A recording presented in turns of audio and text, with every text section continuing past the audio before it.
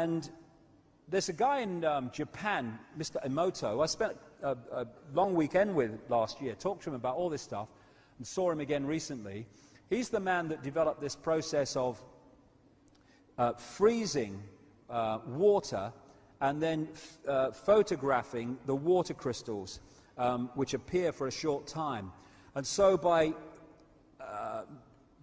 making different words and vibrational frequencies, by connecting it to the water, like putting words of hate or love on the side of the tank, then freezing it and then photographing it, he's been able to see the different effects of these different emotions upon reality. And this is a water crystal that was from a tank that had the words of love and appreciation on it. This is one that had the words hate all over it. It's a very different energetic structure. And it's this one that these entities want to absorb, therefore what they want us to produce. This again is the love and appreciation. This is a water crystal that had where the tank of water or the receptacle of water had a mobile phone tied to it. So what they want to do, and what they've been doing for centuries, is turning humanity into a war on itself to produce the stress, the hatred, the anger, all these emotions, which then feed into this interspace plane. And of course a war, like the two wars of the 20th century, my God, the energy of that kind that was produced then. Voici Quetzalcoatl, le dieu maya, qui est le dieu des enfers. Ce que nous avons là, c'est une image d'une sculpture très complexe dans laquelle le dieu, si vous regardez son visage, semble sortir de la gueule d'un serpent. D'après de nombreux savants tels que John Major Jenkins, le serpent représente la galaxie. Dans une grande partie de l'art maya, nous dit-il, l'inclinaison de la Terre est représentée comme étant alignée sur le centre de la galaxie à la fin du cycle du calendrier maya. Cette inclinaison était à vrai dire déjà parfaite en 1998, mais c'est aussi assez proche de 2012. Si vous regardez maintenant cette image, vous voyez que les anneaux du serpent ressemblent clairement à une glande pinéale. Et ce qui est encore plus intéressant à noter, mais je ne sais pas si vous arrivez à le voir, c'est le collier qui entoure la langue du serpent. C'est comme si le dieu portait un collier dont plusieurs parties semblent représenter des pommes de pin parcourues par des vagues énergétiques. Vous trouverez dans le livre une illustration artistique de cette belle image. Le dieu maya porte donc littéralement un gros collier plein de petites glandes pinéales parcourues par des vagues énergétiques. À vrai dire, la totalité de la structure dans laquelle il se trouve ressemble à une glande pinéale. Le symbole de la glande pinéale, une pomme de pin au bout de son sceptre.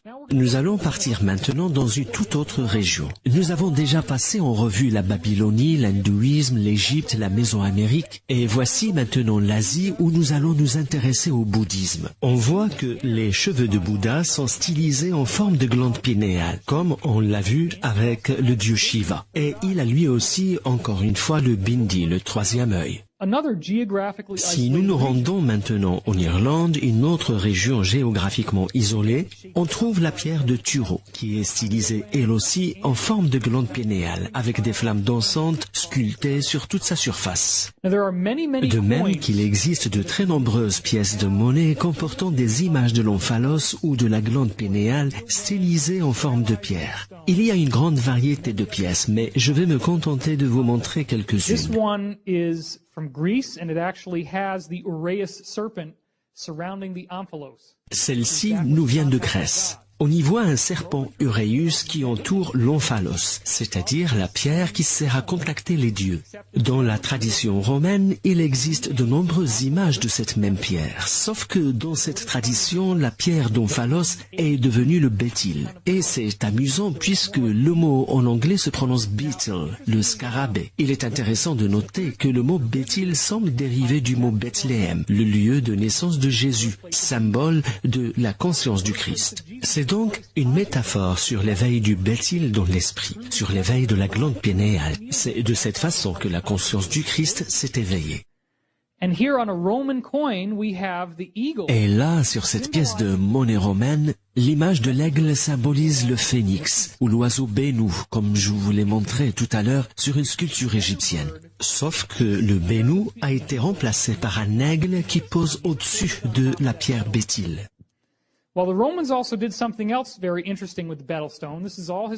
Les Romains ont également fait autre chose d'intéressant avec la pierre bétil. Et c'est quelque chose qui a été historiquement documenté. Ce n'est pas quelque chose que j'invente. La pierre bétil avait en effet la forme d'une pyramide. Voilà qui est intéressant. La pierre bétil devient une pyramide et si vous regardez tout à fait en bas, vous voyez que l'une des pyramides possède un couronnement. Il y a une ligne de démarcation très visible et au-dessus, il y a un couronnement. Tandis que sur l'autre face de ces pièces de monnaie, il y avait souvent l'image des dieux zélés. Et dans un autre exemple, nous avons une pièce romaine avec un bétil sur une face et un aigle sur l'autre. Si vous pensez que tout cela commence à vous sembler curieusement familier, vous avez raison de le penser car le grand sceau des États-Unis a l'image d'un aigle d'un côté et une pyramide de l'autre, exactement comme sur les pièces de monnaie romaines. Car l'aigle est un autre symbole pour les dieux. Et dans certains cas, ce sont des vrais dieux qui figurent sur ces pièces. Le bétil, le troisième œil, la glande pinéale ont été stylisés en forme de pierre et puis d'une pyramide, avec un couronnement au-dessus. Ce que nous avons là, c'est une pièce romaine, mais qui a été copiée et reproduite sur la devise américaine. Pourquoi? Qu'y a-t-il là-dessous?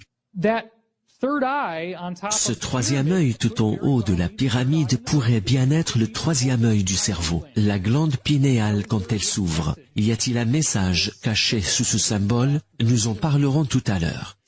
Je vous ai montré des pièces grecques, des pièces romaines, et il est tout à fait clair que la légende de la glande pinéale fut quelque chose de répandu pendant très longtemps. Et bien sûr, vous vous rappelez que j'ai parlé dans la vidéo Énigme autour de l'année 2012 du Vatican et de la cour de la Pigne où se trouve une sculpture massive en bronze. L'une des plus grandes sculptures du Vatican est une gigantesque pomme de pin. Et puis, regardez ces oiseaux de chaque côté de la pomme de pin. Et puis, regardez ces oiseaux de chaque côté de la pomme de pin.